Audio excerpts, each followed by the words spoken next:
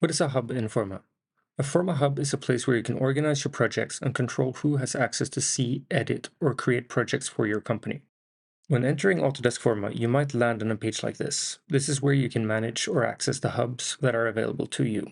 You can swap regions between EU and the US in the top right corner. A region dictates where your project's data is stored and hosted. You can enter a hub by clicking on one of these icons. Now let's go through the hub interface.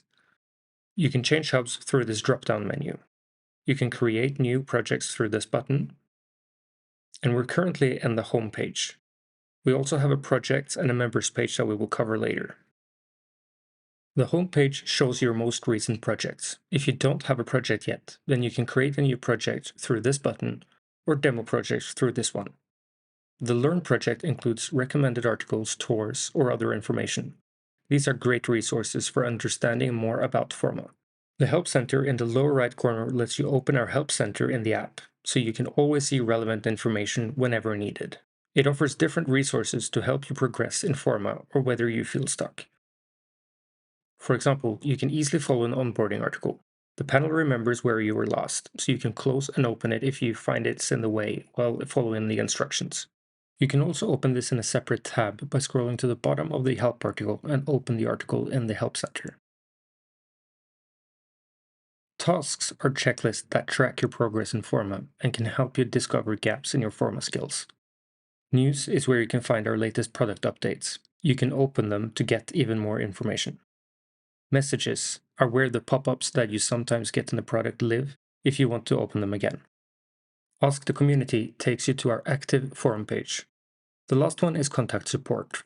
Our chat is powered by an AI bot that will scan our whole help center and give you a quick answer. However, we also think it can be pretty annoying to chat with a bot sometimes. So you'll get the option to chat directly with one of our product developers after the first message. Now let's dive into the Projects page.